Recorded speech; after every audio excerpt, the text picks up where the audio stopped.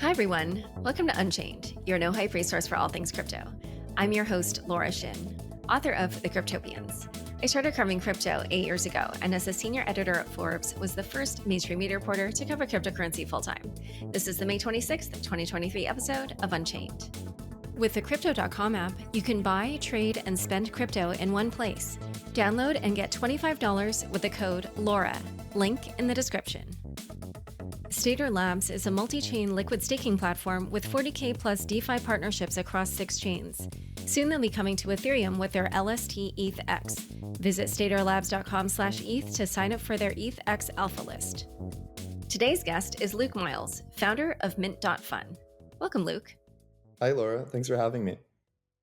The NFT world has been all about Bitcoin Ordinals recently, but you're launching a new product on the OG chain for NFTs. What is mint.fun? Mint.fun is a aggregator where we show every NFT project on Ethereum that's releasing right now, like on the primary market, like new mints in one interface.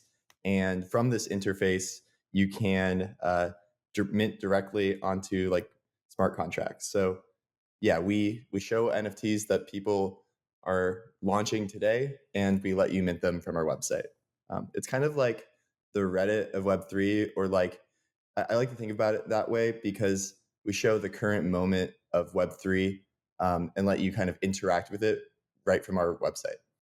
And so why would users be interested in mint.fun? What problem are you solving for them? Yeah, so we solve a couple of different problems. One problem is like, I think people, I mentioned this kind of Reddit use case. I think that a number of people kind of want to understand, like, what are people doing with NFTs? Like, what's hot? What's going on right now? So, just as like, kind of a view interface, like, oh, like these are the NFT projects people are using right now. I actually have heard from a lot of people, even like project creators, like, hey, like, it's really important for us in our strategy to get noticed on this like mint.fun homepage, just as like kind of a visibility thing, because people want to know what's going on. The other problem we solve is discovery is like kind of the first thing we solve. The other problem we solve is interacting with different smart contracts and things like that. So we actually build the interface for NFT collections automatically. We can take a smart contract and we let people mint right from our website. And so the advantage to that is a couple of things.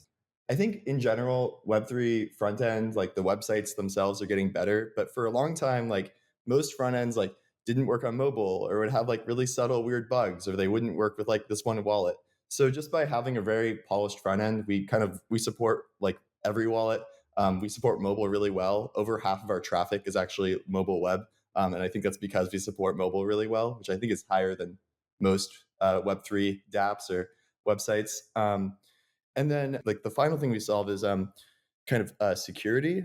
So that's one nice thing about mint.fun is when you see a project on mint.fun and you click like the mint button, you can be confident that what that will do is mint an NFT to your wallet, as opposed to like, maybe sign away your assets or do something like kind of sketchy, because we're also on our back end verifying what's going on. We're like, okay, this function mints an NFT. It's not going to be doing anything else. So those are kind of the three things we kind of help with, like discovery, like actually helping you, go from discovery to minting an asset really fast. And then we do, vetting and security just on a technological level. And so how does this differ from like a Blur or an OpenSea? The primary difference between Blur or OpenSea is the main use case for Blur or OpenSea is the secondary market. So usually projects have already released and people are trading the assets post release, or they're not generally available. We focus on the moment that NFTs first come out, the primary market. So our focus is just almost entirely on how can we help you discover the stuff that's still releasing. You could imagine a scenario where like one common like story is like, oh, like the crypto punks like it took like a few months to mint out, and that's because the market was much smaller, not a lot of people knew about it. We can kind of surface those moments as they're happening. Like in my opinion, NFT mints are kind of like really exciting like cultural forces. Like this is a really fun moment, and so by focusing on that, that's how we're different. Blur and OpenSea are both great at like kind of the secondary trading experience, and I think we can complement those products also. And so I was curious, like on the back end, is this really challenging in the sense that, like, I know for exchanges that integrating coins from different blockchains can take, a fair amount of work. But is it that since everything's on Ethereum, that and it's all following the same standard, that it's pretty automated for you, or is there more complexity to that? It's both like probably easier than integrating different chains and like harder than like building a marketplace. It's like kind of it's in between. So the way it works is there is a standard for NFTs on Ethereum. ERC 721 or ERC 1155. Those are standards that are composable and easy to build upon. The thing that there's not actually a standard for is how do you create an NFT? How do you mint an NFT? How do you sell an NFT? So the clever part that we do is we actually look at, okay, looks like NFTs are being created here at this contract, and then our software kind of parses what's going on and then turns like looks at this chain, looks at the smart contract and says, oh, like this is this function, if you call it and send it this amount of ETH, you will get an NFT back. And so the thing we solve there is like we automate like the entry point to like minting an NFT. So that's kind of the clever bit that we figured out. And we can even do this without having access to the source code or the ABI. Like we can do it if you don't see an option on Etherscan to do it. And so that's yeah. So it's kind of like somewhere in the middle between like supporting 20 blockchains and like supporting like the standardized functionality of NFT contracts. Yeah, I mean, in my personal experience, and I'm not an experienced NFT person, but I have minted NFTs on Etherscan. So prior to mint.fun, what were the main ways that people minted NFTs? Yeah, yeah. So I think there's a couple of ways. I mean, I would say the most common way, like number one, is people would make websites, like one-off websites. And as I alluded to earlier, sometimes even really great Ethereum smart contract developers don't know how to like make a great website. Like that's kind of a different orthogonal skill set. So probably number one would just be websites. And so some would be great, some would be poor. Maybe it wouldn't support the wallet that you decided to use. And then yeah, Etherscan. I mean, I think those are probably the two main. And then of course, like the longer tail of like platforms, like you can think of like the foundations and the Zoras of the world, the manifolds, all these platforms where that kind of give creator tools. I think that's kind of what the landscape looked like a couple of years ago. It's still what it looks like now. Although I will say that like we've seen, for example, smart contract devs like they don't want to put together a website. They're saying, hey, you can mint our NFT on Etherscan. And I've seen this happen organically, like maybe a dozen times. Someone in the replies is like, actually, you can also mint this on mint.fun. And then the smart contract developer is like, oh, yeah, here, like I'll share that link because that's like a lot easier than figuring out the Etherscan UI or something like that. Yeah, yeah. I mean, for me, as like a yeah, I just cover crypto, which is different from like being in crypto. It is a challenge when I go to try to do these things, and it's like I know in theory what they are and everything, but then the actuality of trying to use the tools is totally different ballgame. So you also launched a reward system called Fundrop. What is that? Yeah. So Fundrop is our reward system. We thought it would be really fun to experiment with different ways of rewarding our users. So we launched this mid-April. The way we launched this was we announced the Fundrop, like this like series of rewards, and we said, okay, if you want to be part of these rewards, you can mint a Fundrop pass, which is an NFT that has no value. It's just kind of your membership into the program. It's actually soul bound, like you can't transfer it. It's just meant to be like commemorative to show that you did something on chain, and on chain is really important to us as a product. You did something on chain to join, and so that was like really really exciting. In the first month that we launched the Fundrop Pass, just announcing the pass really, and we showed a leaderboard with like points.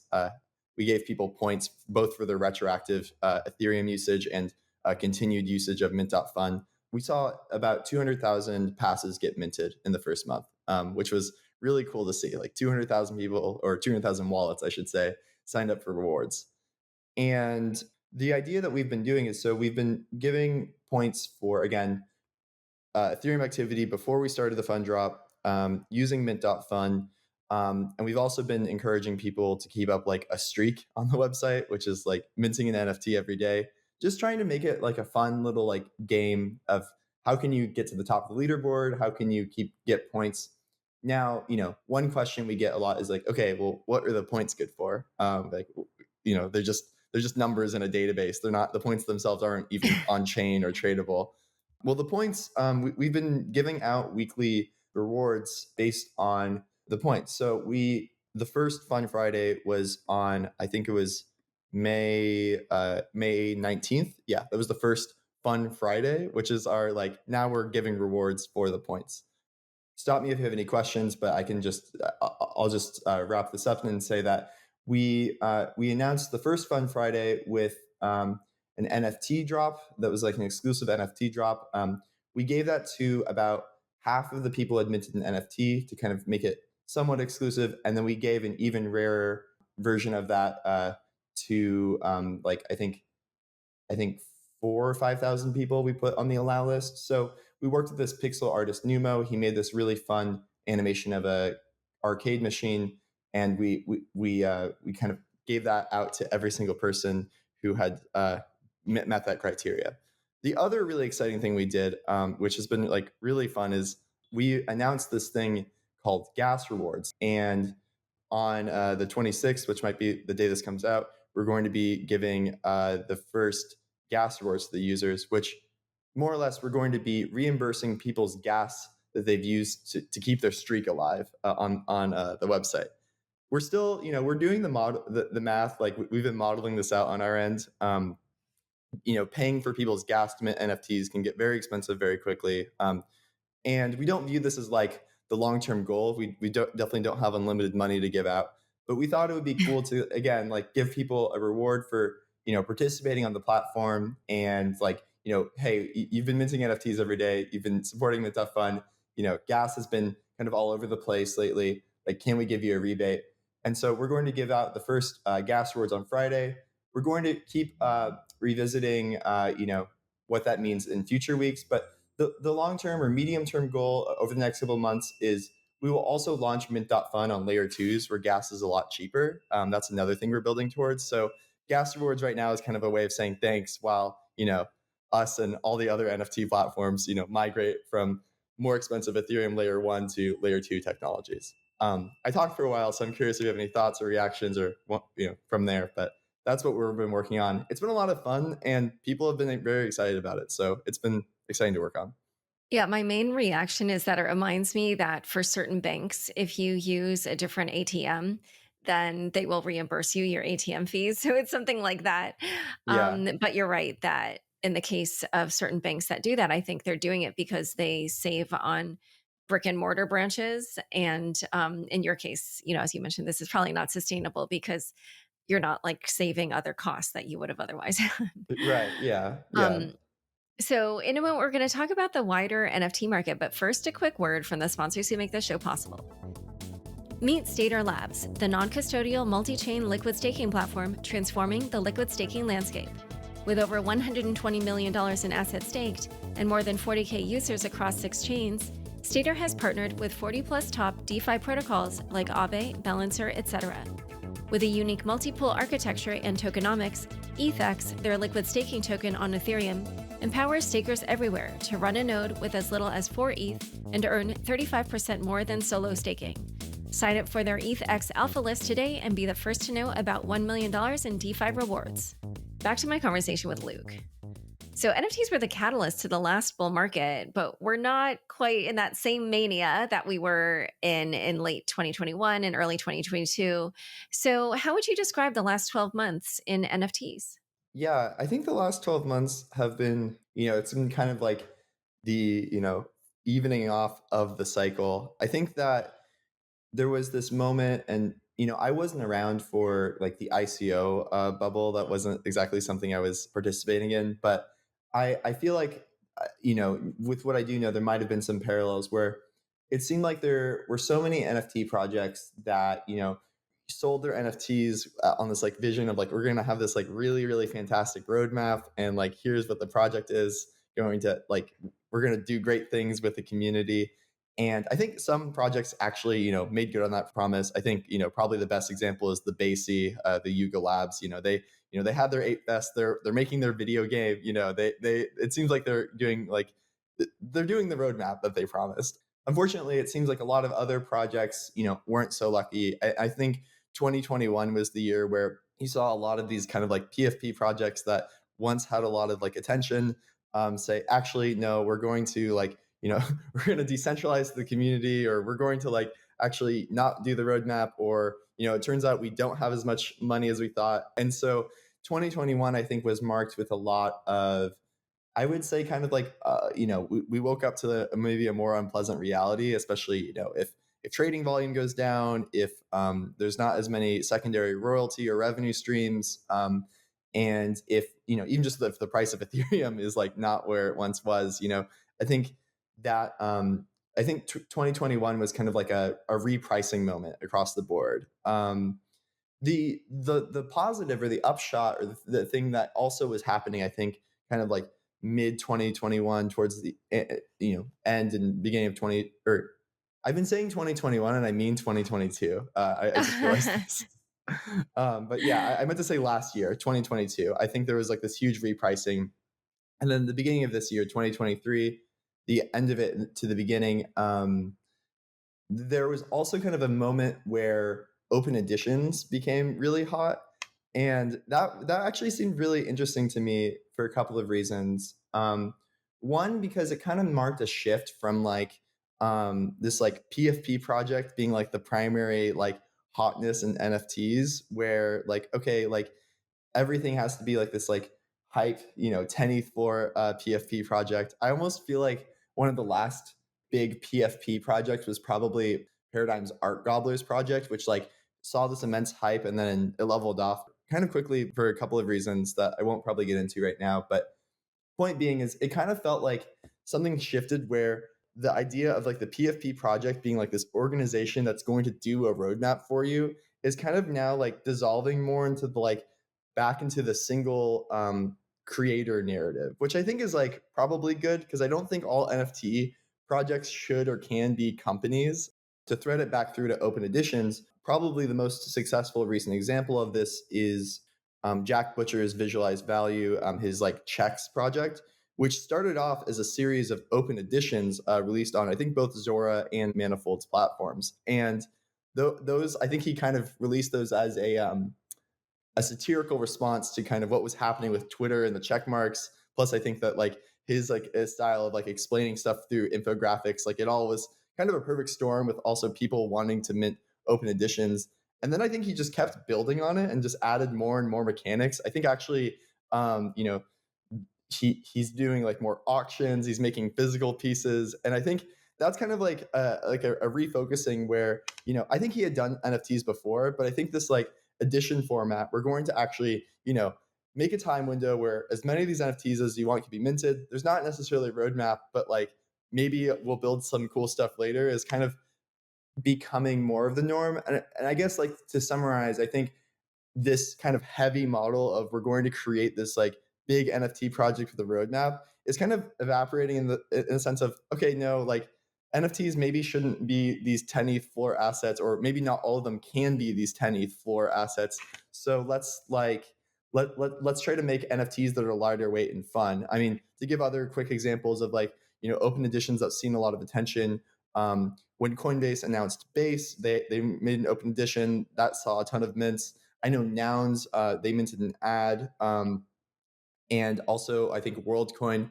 I think those examples are both interesting because it shows a lot of appetite for these assets. But on the other hand, like I have wondered if some of the excitement around those three I just mentioned are like because people want some sort of token to speculate on. Like, the Base open edition it kind of happened in the wake of Base announcing, also mentioning there's no token for the Base chain, and then we're going to do an open edition.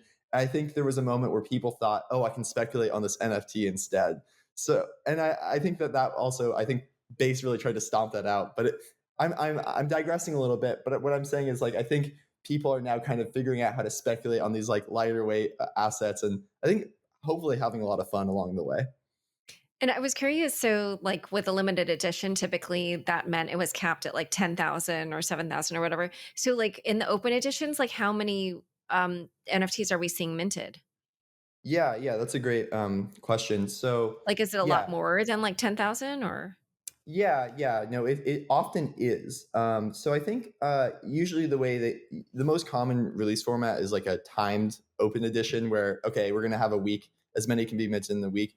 So for the most successful ones, we've seen, anything from 10,000 to, I think, like Coinbase recently had a like We Stand with Crypto charity commemorative NFT that has like hundreds of thousands of mints. I think that people, yeah, they see a lot more quantity because I think people like collecting these, I guess like souvenirs or stamps, and it doesn't really matter that there's like a huge limit or a huge supply. I think people want to just collect these assets. So that's been an interesting shift. I also think that maybe we're towards the end of open edition season just because gas has been so high and like collecting these cheap or free assets became a lot more expensive. But I'm also, maybe this would be a good time to also talk about where like layer twos are going and what that could mean for NFTs, unless you have more questions on this topic. No, go ahead. Yeah, I mean, I don't have any grand big predictions. I think there's something in the air when I talk to other founders and builders working in the NFT space. I think that layer twos, such as Optimism, such as the upcoming base, which is also built in Optimism, and there are others. Layer twos are potentially about to have a moment. I mean, it's kind of like a knock on wood. Like this is the summer of layer twos. I think some people have been saying for like the past 3 years or something like that. So I think that it's very possible layer twos will have a moment in the next few months. I know a lot of platforms I've heard, through the grapevine, people are seriously deploying their platforms to Optimism, seriously considering Base. Again, those are the top ones I hear about the most. I think Polygon is also, remains to be a very viable option. And so I think that, NFTs, you know, they went from this moment with like the apes and the punks of being these like really expensive, like super desirable luxury assets. And I think the shift we're seeing is they're becoming like a lot cheaper. Like, okay, like let's just like collect something to commemorate this fun moment. And because they're becoming these cheaper assets like across the board, it means that, the economics of paying $15 to collect, $15 in ETH to in transaction fees to collect one of these assets makes a lot less sense now. And so I think layer twos kind of are poised to have a moment alongside the broader shift we're seeing in NFTs. So well, it remains to be seen. What I can say is mint.fun is building towards integrating layer twos, as I mentioned earlier, because high gas and expensive gas is very crushing to the this wave of experimentation we're seeing in NFTs. And ultimately, I think the name of our product is mint.fun, and we think it's important that people can have fun like collecting crypto and NFTs. So we just want to enable that. Yeah. And so you're adding layer twos on Ethereum, but obviously we've also seen a lot of activity on Solana and Bitcoin for NFTs. Yeah. So I was curious if you were going to add those chains as well.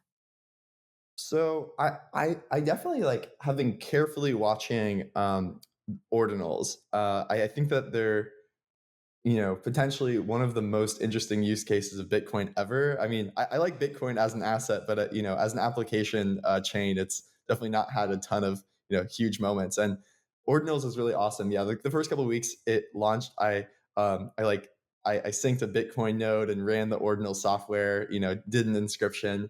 It's something that we definitely look at. I think it's not something that we're going to support right away. But I mean, who knows? I think that like as more and more activity moves to Bitcoin or even Litecoin, like that could be really interesting for us to support. I think for us, the way we're thinking about it is okay. All we support is Ethereum mainnet, so we kind of need to like build a product around supporting multiple chains, and then the conversation gets a lot easier. I actually recently made a Dune dashboard. I could maybe link it to you. I tweeted it recently that shows all of the chain, like layer two chain NFT activities. And someone kind of thought it was being silly, but I also put Bitcoin ordinals, like the NFTs. I even excluded the I think people are doing like fungible coins on Ordinals, so I excluded Yeah, those. BRC20s. Yeah. BRC20s, yeah, the name was escaping me. So and like I just kind of showed that as a baseline because actually, like, yeah, there's more activity than on Bitcoin Ordinals for NFT assets than like a lot of layer twos right now. And so I have the hunch that just for a number of reasons, because I own some Ordinals, I've like interacted with it. It's kind of my job, I think, to at least see what's going on. I think we will see more adoption with Ethereum layer twos, mostly because I do think Bitcoin ordinals are like pretty difficult to use on like a number of levels, and I think they're really cool. But and it is cool to see people like Magic Eden and other marketplaces support them, like and build stuff that I think some people didn't even think was possible a few months ago. So it's really exciting because I love experimentation. I love when people have fun. I think what's something that we will probably, if we do support it, it'll be a little bit later, but I definitely like keep tabs on it. And with Solana NFTs, it's to be honest with you, I haven't actually done as much digging in Solana with NFTs specifically. It's just not something we get a lot of requests for, weirdly enough. Like we've got more requests for Bitcoin ordinals. It's just when we talk to our users, like people care a lot about layer twos. You know, we've even had some requests for like ordinals and things like that. We just haven't seen like, kind of a broader, like kind of artist or community on Solana in the same way. But it's again, I never say never. It's probably something we'll support down the line if we do it. Yeah. Yeah, yeah. I think that wave was really more earlier before mint.fun was around. All right, Luke, this was a fascinating conversation. Thank you so much for coming on Unchained. Okay, thank you, Laura. Great. Don't forget, next up is the weekly news recap. Stick around for This Week in Crypto after this short break. Join over 80 million people using Crypto.com, one of the easiest places to buy, trade, and spend over 250 cryptocurrencies. Spend your crypto anywhere using the Crypto.com Visa card. Get up to 5% cash back instantly, plus 100% rebates for your Netflix and Spotify subscriptions, and 0 annual fees. Download the Crypto.com app now and get $25 with the code LAURA. Link in the description. Thanks for tuning in to this week's news recap. Binance commingled funds, Reuters says. Binance is being accused by 3 insiders who allege that the firm commingled customer funds with company revenue in 2020 and 2021, Reuters reported this week. Though the article cited an insider who said the commingling ran into the billions and happened nearly daily, Reuters saw evidence only for a transaction in February 2021 of $20 million in a Binance corporate account being mixed with $15 million from an account that also had received customer money. Binance spokesperson Brad Jaffe denied the allegations and said the funds were corporate and used for purchasing the BUSD stablecoin. The SEC is reportedly investigating Binance CEO Changpeng Zhao's ties with trading firm Merit Peak, which had accounts at Silvergate and allegedly was the owner on the account where business and customer funds were commingled. John Reed Stark, a former chief of the SEC's enforcement team, voiced concern over the opacity of Binance's financial transactions, arguing that customers should not require a forensic accountant to trace their funds. Meanwhile, could FTX rise again? Time logs showing work being done on a potential revival of the bankrupt crypto exchange FTX have fueled optimism among investors and creditors. CEO John Ray III's court filings hint at plans for a 2.0 reboot, triggering a 15% surge in FTX's native token, FTT. Tribe Capital's potential $250 million fundraising campaign to restart FTX adds to the hopeful speculation. However, concrete plans for FTX 2.0 are still preliminary, with Ray stating, quote, "Everything is on the table."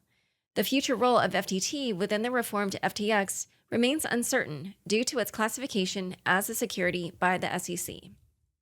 Meanwhile, as part of the investigation into FTX founder Sam Bankman-Fried, federal prosecutors amassed more than 6 million pages of evidence, a record amount for a white-collar securities fraud case.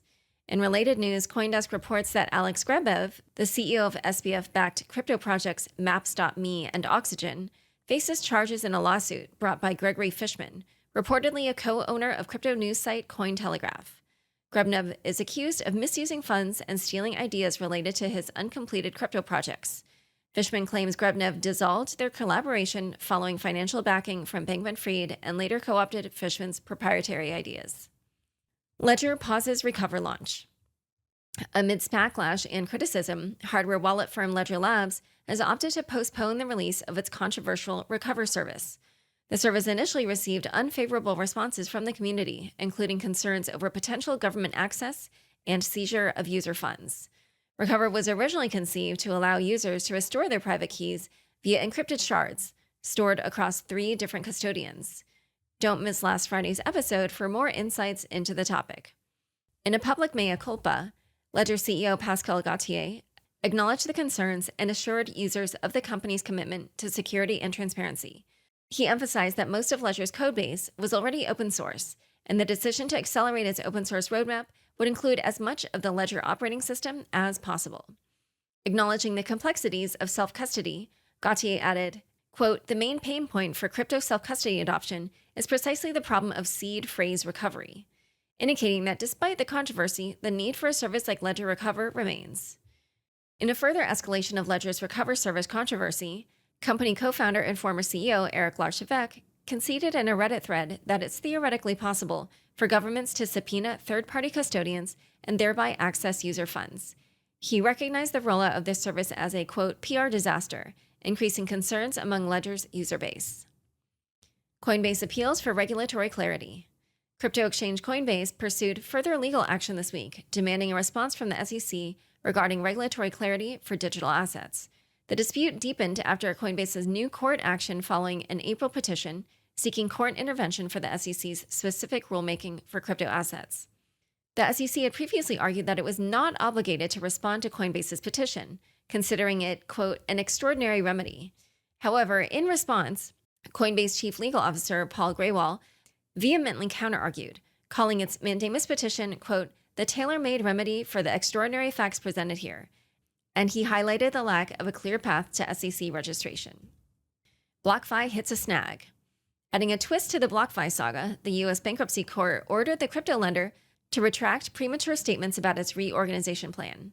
The official committee of unsecured creditors heavily criticized BlockFi's management for their actions, accusing them of undermining the bankruptcy process and recklessly handling customer assets, court documents showed. Furthermore, the committee expressed concern over a hefty $22.5 million worth of customer funds that BlockFi used to purchase directors' and officers' liability insurance policy. In a backdrop of accumulating debts, BlockFi's alleged substantial loans to FTX's sister company, Alameda, have also raised eyebrows. With the official committee of unsecured creditors opposing the unapproved reorganization plan, the discourse has veered toward the legal culpability of BlockFi's leadership. As creditors and other parties wait, the court scheduled a hearing on the reorganization plan for June 20th. DCG misses $630 million payout. Digital Currency Group, or DCG, embroiled in the bankruptcy proceedings of its subsidiary, Genesis, missed a $630 million payment last week, according to crypto exchange Gemini. This debt obligation to the Genesis bankruptcy estate has raised fears of default and intensified deliberations among the stakeholders on granting DCG forbearance to avoid the fallout. Gemini, Genesis, and creditors, including the Unsecured Creditor Committee and the ad hoc group of creditors, are evaluating the potential for a consensual deal with DCG. In a twist of events, should the parties fail to reach an agreement, Gemini intends to advance a new plan without DCG's consent. Gemini also plans to request the return of $1.1 billion to over 200,000 earned users, with active loans as of January 19th. Do Kwon's bail bid is rejected. Terraform Labs co-founder Do Kwon's efforts to secure bail in Montenegro hit a roadblock as a high court overturned a lower court's decision for his release, Bloomberg reported Wednesday. Kwon, along with Terra's former CFO, Han Chong-jun, was looking at a possible release under a €400,000 or $430,500 bail. However, the prosecution's prompt appeal to the High Court resulted in a reversal, with both the United States and South Korea seeking Kwon's extradition over the collapse of Terraform Labs last year. The situation remains tense. It now falls upon the lower court to take into account the High Court's ruling and make a subsequent decision, leaving the fate of the disgraced crypto mogul hanging in the balance. Tornado Cash goes through governance turmoil. Tornado Cash, a decentralized crypto mixer, found itself in a tempest this week when an attacker took control of its governance by granting themselves 1.2 million governance votes, overshadowing the roughly 700,000 legitimate votes from other members. The sudden takeover allowed the attacker to potentially inflict massive damage, including the withdrawal of all locked votes and draining all tokens from the contract. However, in a surprising turn of events, the attacker then proposed to restore the governance control back to its original state. Community member Tornadosaurus Hex stated that although the community has little choice but to comply with the attacker's proposal, there's a, quote, good chance it will be executed. Tornado Cash goes through governance turmoil. Tornado Cash, a decentralized crypto mixer, found itself in a tempest this week when an attacker took control of its governance by granting themselves 1.2 million governance votes, overshadowing the roughly 700,000 legitimate votes from other members. The sudden takeover allowed the attacker to potentially inflict massive damage, including the withdrawal of all locked votes and draining all tokens from the contract. However, in a surprising turn of events, the attacker then proposed to restore governance control back to its original state. Community member Tornadosaurus Hex stated that although the community has little control but to comply with the attacker's proposal, there is, quote, a good chance it will be executed. In related news, a Dutch court allowed Alexei Pertsev, the Tornado Cash developer who was arrested last year and is now facing money laundering charges, to question blockchain analytics firm Chainalysis to dispute evidence linking him to criminal activities. Fahrenheit wins bid for Celsius's assets. Crypto consortium Fahrenheit has outbid NovaWolf, winning the bankruptcy auction for the troubled crypto lending company Celsius Network.